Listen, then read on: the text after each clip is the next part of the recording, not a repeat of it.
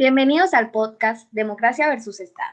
En el día de hoy nos acompañan las siguientes invitadas: Xiomara Cruz, Laura Díaz, Ángela Solarte, Alejandra Galvis y quien les habla, Paula Penados. Entonces, teniendo en cuenta la película El juicio de los 7 de Chicago, la cual relata en una escena la historia de cómo un grupo de jóvenes protestantes se ven envueltos en un juicio por conspiración, cuando luego de encontrarse reunidos en un parque, visualizaban frente a ellos un escuadrón formado por policías armados y con máscara de humo, listos para responder frente a cualquier movimiento, conllevó a que dentro del grupo se creara un ambiente de tensión, pues aunque estaban unidos grupos con diversos intereses, todos contaban con el mismo sentimiento de enojo y odio hacia la fuerza pública. De repente, una persona entre el grupo grita: "Todos a la colina", y en este instante la policía empieza a lanzar bombas de gas, lo que causa que los manifestantes se lancen encima de ellos. De esta manera empieza el caos y se evidencian abusos físicos, golpes y sangre corriendo por las calles. La escena anteriormente narrada la utilizaremos en este podcast para realizar una analogía con las manifestaciones en Colombia. Por ende, hemos decidido elaborar un caso hipotético similar en donde Daneidi Barrera, conocida como EPA Colombia, un estudiante y un abogado activista fueron capturados en el Parque de los Fundadores cuando Eresma había creado una esfera humana con sus bombas. Entonces, empecemos la simulación. Estamos reunidos el día de hoy, 17 de septiembre de 2021, para iniciar la audiencia del Estado en contra de Daneidi Barrera Rojas, mejor conocida como EPA Colombia, y René Pérez Joglar, mejor conocido como Residente, por el delito de sedición, que se dio en el paro nacional del 28 de abril de 2021. De esta forma, doy inicio a esta audiencia. Puede empezar la senadora Cabal. Es innegable que esto es un ejemplo de cómo en las marchas pacíficas se esconden al tiempo fuerzas vandálicas que actúan de forma organizada con el fin de desestabilizar el gobierno y generar caos entre la población mediante el uso de armas y el bloqueo de vías. Situaciones como estas deben considerarse como inadmisibles y, por lo tanto, ser penalizadas, pues en lugar de crear unión, generan terror en el resto de la población que busca desde el trabajo y los movimientos pacíficos crear un país mejor, a diferencia de todos aquellos que utilizan el vandalismo como una fuente para promover el terrorismo y la ilegalidad entre los más jóvenes. Asimismo, si nos detenemos a analizar a las personas acusadas, podemos ver cómo se hacen evidentes sus intenciones: alborotar, llamar la atención, generar caos y debilitar al Estado. Muchas gracias por su intervención. Puede empezar la contraparte. La presente senadora María Fernanda Cabal afirma que constituye un acto legítimo el hecho de que el derecho penal judicialice a las personas que salen a marchar. Pero respecto a esta afirmación, es importante, su señoría, tener en cuenta que la protesta es un derecho constitucional que permite a cada persona, de forma individual o colectiva, protestar pública y pacíficamente. Por ende, no constituye un acto legítimo sancionar el ejercicio de un derecho constitucional, ya que contradictorio sería que nuestro sistema jurídico penalizara una actividad protegida constitucionalmente por la máxima norma del sistema jurídico, como es nuestra constitución política, por lo cual proteger y al mismo tiempo castigar del ejercicio de una misma actividad, en este caso la protesta, constituiría un choque entre las regulaciones de nuestro sistema.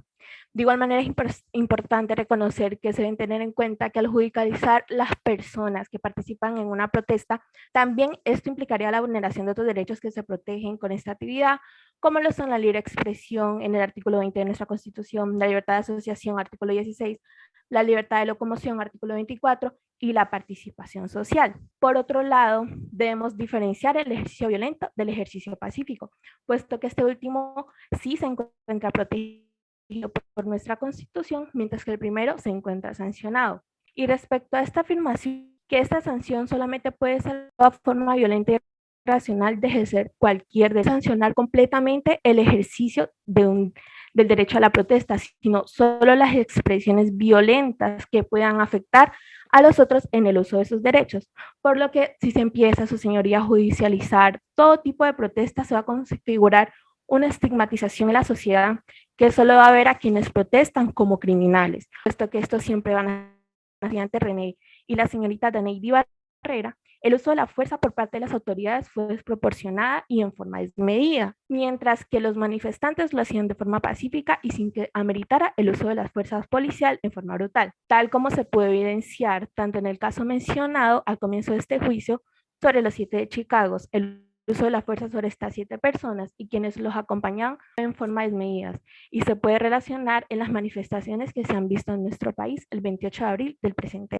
Muchas gracias. Escuchamos la intervención de René Pérez. Claro que me van a escuchar. Estoy cansada de este estado. Siempre se ha buscado la manera de controlar a los manifestantes, pero porque en lugar de enfocarse en el término controlar, no se acude a las raíces del problema, de la inconformidad del pueblo, y con ello se adopta la palabra modificar para trabajar sobre la incompatibilidad de las actitudes de las personas que ocupan los puestos de las instituciones democráticas con quienes los eligen para ese cargo. Precisamente, si el principal objetivo es controlar al pueblo, en lugar de modificar los elementos con los que el pueblo no se siente conforme, el fin principal de la democracia se estaría dejando de lado, puesto que no tendría ningún valor la participación ciudadana, sino lo relevante en este caso sería lograr someter al pueblo bajo los deseos de quienes nos gobiernan.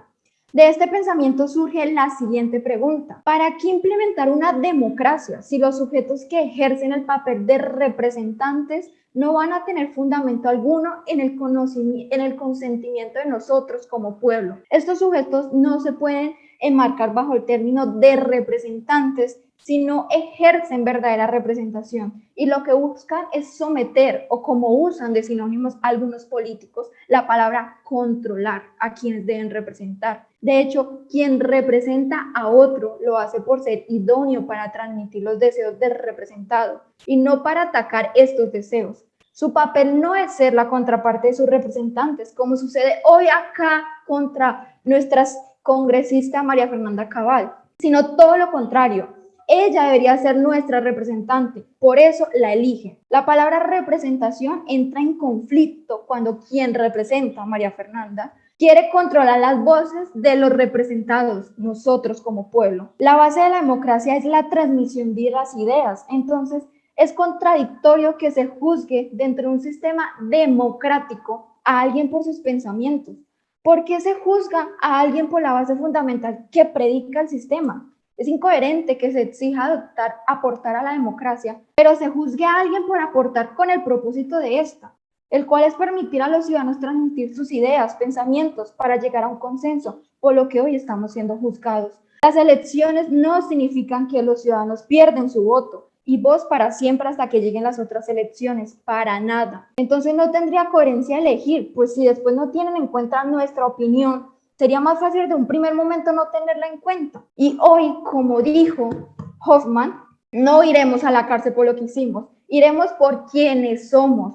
Una democracia no tiene desarrollo o no es puesta en práctica cuando las personas son juzgadas por quienes son y no por sus actos. Hoy nosotros iremos a la cárcel por nuestros pensamientos. Muchas gracias. Escuchamos la intervención de Naydeidi Barrera Rojas. Amiga, yo solo estaba haciendo valer mi derecho que establece la Constitución en su artículo 37. Permíteme leerlo. Toda parte del pueblo puede reunirse y manifestarse pública y pacíficamente. Aquí nos están acusando por usar armas. Ninguno de nosotros usamos armas. Estábamos luchando porque estamos cansados de este gobierno que solo hace valer el derecho de las élites. Nosotros los pobres también merecemos que se valgan nuestros derechos, amiga. Yo pienso, la democracia puede ser empleada por la minoría cuando la mayoría es quien tiene el poder. Amiga, dentro de una democracia los ciudadanos tienen un deber con las personas que ocupan los cargos dentro de las instituciones democráticas de restringirnos y no hacer valer nuestros derechos. ¿No sería al revés si fueron ellos quienes eligieron a esas personas como sus representantes? Amiga, es claro que la democracia es válida únicamente para las personas del gobierno o las élites. Es peligroso pensar diferente. Sin embargo, no entiendo por qué tiene que ser un riesgo si es precisamente lo que la democracia viene al lugar a compaginar con los otros pensamientos. Yo creo, evidentemente, que algún día nosotros los pobres seremos una parte productiva para nuestro sistema, porque sería absurdo pensar que no son productivos quienes tienen pensamientos e ideas no acordes con las ideas de quienes ocupan los cargos de las instituciones democráticas. La idea de democracia formulada por nuestra Constitución no tiene que quedar solo en papel. Debemos hacer valer esta. Amiga, aprovecho esto para decirte, cómprame las queratinas. Bueno, Muchas gracias.